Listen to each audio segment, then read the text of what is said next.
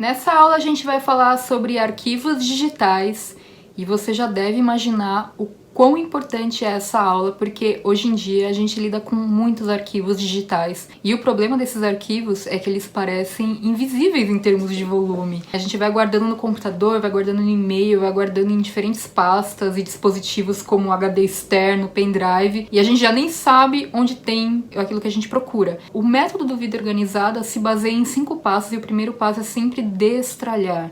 Então, obviamente, tudo que é visto aqui nesse curso vai se basear no método, tá bom, gente? Vamos começar do princípio, para que você já comece a organizar os seus arquivos a partir de agora, que é: todo computador tem uma pasta padrão de quando você faz download de algum arquivo.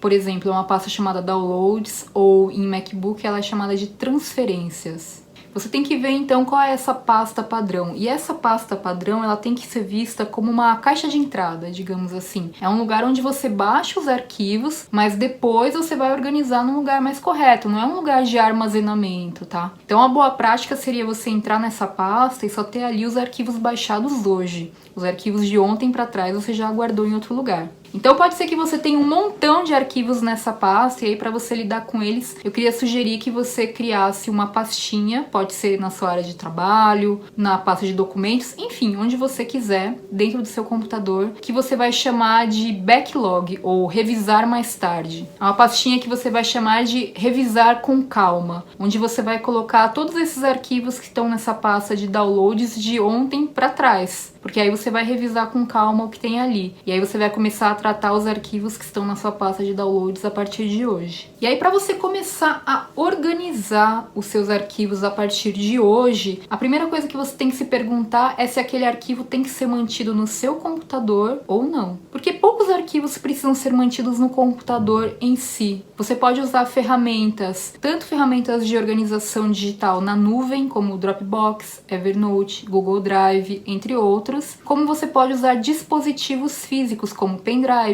DVDs, CDs, HDs externos, etc. De modo geral, manter os arquivos no computador não é uma boa prática, porque na verdade você fica refém do dispositivo. E se o seu computador é utilizado para trabalho e para outras funções, você colocar muitos arquivos no computador prejudica a memória de funcionamento dele, então ele fica mais lento. Acho que você já deve ter percebido isso com o passar dos anos. Além do que, guardar os arquivos em um único lugar pode te deixar mais propenso a perder coisas. Então, levante a mão quem nunca perdeu um arquivo importante porque o computador deu pau ou porque o pendrive ficou defeituoso e aí você acabou perdendo aquele arquivo. Então, tudo que for arquivo muito importante, é legal que você tenha um backup em um dispositivo diferente. Então, suponhamos que você tenha fotos digitalizadas e fotos são muito importantes para você, você não quer perder. Então, suponhamos que você guarde as fotos em um pendrive, mas você também tem o backup das fotos em uma ferramenta como o Dropbox, por exemplo. Desse modo, se você perder a sua conta no Dropbox, você ainda tem o pendrive. Ou se você perdeu o pendrive, você ainda tem a sua conta no Dropbox. Deu pra entender? Eu não costumo armazenar absolutamente nenhum arquivo no meu computador. Antes eu mantinha aqueles arquivos que eu ia usar no computador em si, como por exemplo, apresentações para fazer em sala de aula, porque eu trabalhava ministrando treinamentos corporativos. Como eu não faço mais isso, eu não tenho necessidade de manter esses arquivos lá. E mesmo hoje em dia, se eu ainda fizesse, eu teria essas apresentações na nuvem e em um HD externo para não ocupar espaço no meu computador. O computador, quanto mais limpo tiver, melhor ele roda. E tudo que eu tô falando aqui pro computador serve para os outros dispositivos também, para o seu celular, para o seu tablet, para HD externo, para pendrive, enfim, tá bom? O que eu tô falando serve para todo tipo de arquivo digital. O que vale para o computador você pode aplicar para os outros dispositivos. Para você escolher que ferramenta você vai usar, é importante você ter regrinhas pessoais para determinados tipos de arquivos, para você escolher ferramentas que te atendam melhor para armazenar aquele arquivo. Vou explicar. Por exemplo, para mim,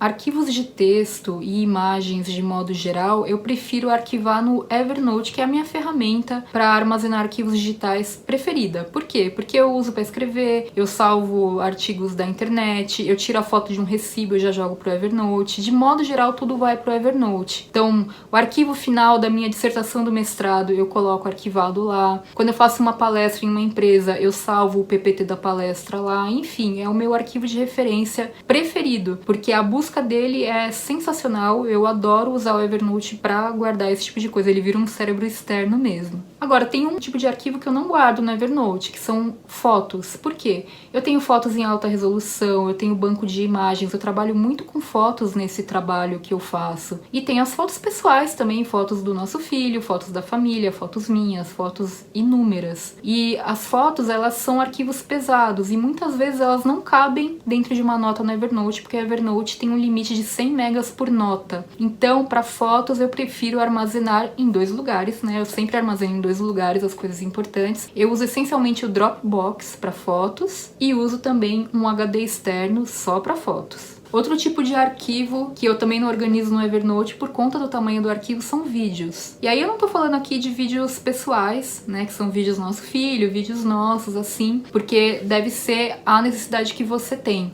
No meu caso, além desses, são os vídeos também de trabalho, então videoaulas como essa aqui, vídeos pro YouTube e outros vídeos, né, nas diversas mídias e canais que o Vida Organizada atua. Então, para isso eu também utilizo tanto o Dropbox quanto um HD externo só para vídeos do trabalho. De modo geral, essas são as ferramentas que eu utilizo. Eu ainda tenho alguns arquivos de referência no Google Drive que vêm de sistemas anteriores que eu usava, mas que eu tô migrando aos pouquinhos pro Evernote. O Google Drive pode fazer sentido quando você compartilha arquivos para outras pessoas alterarem também, como planilhas, documentos de texto e apresentações. Ele é muito útil para isso. E eu ainda uso também para isso quando eu tenho que compartilhar, por exemplo, o arquivo da minha dissertação com o meu professor orientador, ou quando eu tô montando uma apresentação em conjunto com algum parceiro comercial, alguma coisa do tipo. E aí, quando eu finalizo, tipo, acabou esse trabalho, eu faço o download, salvo no Evernote e deleto essa pasta do Google Drive. Então você precisa analisar, de acordo com os diferentes arquivos que você tem, quais são as ferramentas que melhor te atendem. E é importante que você faça essa escolha porque algumas ferramentas são pagas. Então, no caso do Evernote, eu tenho a conta Premium porque eu uso muito o Evernote, eu não pago por pagar. Eu também tenho a conta Premium no Dropbox porque a gente usa a trabalho, então para mim compensa ter esse custo. Agora você tem que avaliar se outras ferramentas para você também vale a pena você ter esse custo, tá? Então por isso que é importante você avaliar o que é necessário, quais são os tipos de arquivos que você tem, e aí você tanto ter esse custo de assinatura quanto ter o custo de aquisição, porque um HD externo, por exemplo, não é nada barato, né? A gente faz essas compras porque elas são necessárias. Uma dica que eu vou te dar aqui é com relação à categorização desses itens. Quando você for armazenar um arquivo, tenta manter uma nomenclatura que faça sentido para aquele arquivo. Nada pior do que você colocar, por exemplo, a imagem que é aquela nomenclatura padrão, que é IMG_0897, porque você não sabe o que tem ali. Então, quando você for arquivar efetivamente alguma imagem, algum vídeo, alguma foto, nomeia adequadamente, que isso vai fazer uma grande diferença se você utilizar a busca para encontrar o que você precisa. E além disso, você tem a categorização por pastas. Então o que eu sugiro que você faça, seja no seu computador, seja no HD externo, seja no Evernote, seja no Google Drive, que você crie então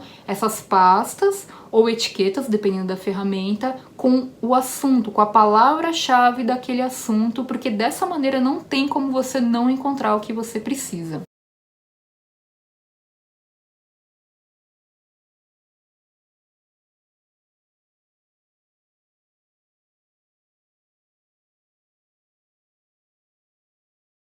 Eu vou dar o exemplo de como eu faço, então, nas ferramentas que eu utilizo para te dar ideias, tá bom? Para que você possa personalizar nas suas. No Evernote, então, eu tenho um único caderno que eu chamo de arquivo de referência e dentro dele eu coloco todas as notas com arquivos de referência. E aí eu vou inserindo etiquetas de acordo com os assuntos, além de, claro, nomear as notas de acordo com aquilo que faz sentido que eu vou buscar na ferramenta de pesquisa do Evernote quando for o caso. Dessa maneira não tem como eu não encontrar algo que eu preciso, porque eu tô organizando no caderno, com a etiqueta e o nome da nota. No Dropbox também eu organizo por pastas, então eu separo por categorias. Eu tenho uma pasta chamada Fotos e uma pasta chamada Vídeos, e dentro delas eu organizo também adequadamente de acordo com as categorias que a gente usa por aqui. Dentro de fotos eu costumo colocar fotos pessoais, fotos profissionais. Dentro de fotos pessoais está separado por anos de vida, então desde o ano que eu nasci até hoje em dia eu vou colocando as fotos lá dentro. E se for necessário, se for um assunto muito específico, como por exemplo, viagem pra Disney, aí eu coloco essa pastinha. Então em 2017 aconteceu uma viagem pra Disney, daí dentro então da pastinha 2017 tem a pastinha 2017 viagem pra Disney, onde eu coloco as fotos específicas dessa viagem. Desse modo eu consigo compartilhar também com as pessoas quando for o caso. Então suponhamos que tenha tido a festa de aniversário do filhote de 10 anos, eu consigo criar uma pasta e posso compartilhar com o pessoal da família, quem quiser ter acesso a essas fotos também. É uma maneira bem intuitiva de fazer. Já as fotos profissionais eu separo por logotipos, banco de imagens, etc. Já nos vídeos eu também separo por vídeos pessoais e vídeos profissionais. Em vídeos pessoais, assim como as fotos, eu separo por anos também. E em vídeos profissionais aí eu já separo por YouTube, cursos, Instagram, etc. Porque é uma categorização que funciona pra gente aqui. Você tem que buscar uma categorização que faz sentido pra você. No Google Drive eu simplesmente crio as pastas com as palavras-chave. Então tem lá mestrado, cursos, enfim, de acordo com a palavra-chave do assunto que eu tô organizando. Não tem muito segredo. Vale dizer que as pastas de e-mails também são pastas de arquivo, mas daí, como eu falei na aula do e-mail, se você ainda não assistiu, assista. Eu falo pra você evitar guardar arquivos anexos nos e-mails e você guardar nessas outras ferramentas, né? E aí nos e-mails você vai guardar essencialmente arquivos de texto, ou seja, arquivos de e-mail que vale a pena você manter dentro dessas pastinhas. Então você vai seguir a mesma recomendação, criar as pastas ou marcadores, né, no caso do Gmail, com palavras-chave que sejam referentes ao assunto daquele e-mail que você está guardando. Uma recomendação que eu trago do método GTD e que eu acho que é incrivelmente importante é tentar não hierarquizar tanto as pastas, tentar não criar muitos subpastas, a não ser que seja uma estrutura que faça sentido para você. Por exemplo, no caso das fotos, para mim faz sentido porque eu agrupo por ano, por época da vida, faz sentido porque são muitas fotos. Agora, quando eu falo de assuntos, eu não fico subcategorizando muito. Então, por exemplo, eu não coloco assim, eu tenho uma pasta chamada budismo e dentro eu tenho subpastas do tipo tradição, meditações, práticas, não. Eu prefiro ter uma pasta na hierarquia geral chamada meditações do que ter uma pasta meditações dentro de budismo, porque assim fica mais fácil de visualizar tudo que eu tenho de pastas, sem tanta hierarquia. Então toma cuidado com essa hierarquização para não ficar mais complicado de armazenar e achar coisas do que deveria ser mesmo. Por fim, de acordo com as necessidades da sua vida e do seu trabalho, veja que tipo de dispositivos você acha que vale a pena você ter,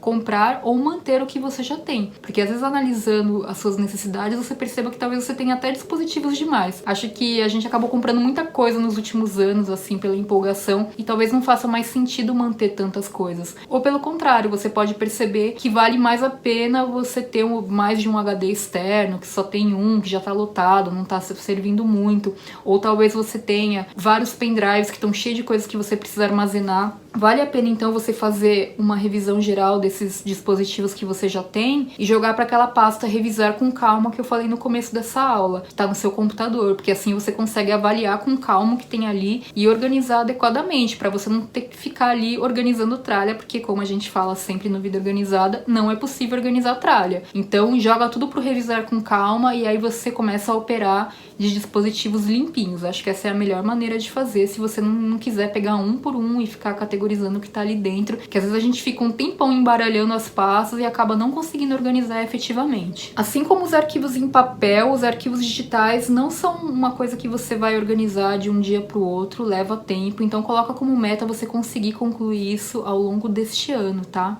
Você tem que começar por algum lugar e, como eu recomendei, começa destralhando. Então coloca tudo no revisar com calma, começa a lidar com seus arquivos a partir de hoje, deletando aquilo que você não precisa manter e organizando apropriadamente aqueles que você precisa manter. Dessa maneira você começa a se organizar desde já e vai aplicando amanhã e depois de amanhã e aos pouquinhos, com calma, você vai lidando com esse backlog imenso de coisas que ficaram para trás, que você tem que revisar com calma. Um ponto que vale a pena considerar é a sincronização entre os dispositivos. Então, se você costuma utilizar uma mesma marca de dispositivos, como por exemplo Apple, você consegue ter essa sincronização muito mais fácil e rápida entre eles. Não é só com a Apple, se eu não me engano, celular, tablet e computador da Samsung também tem esse mesmo formato.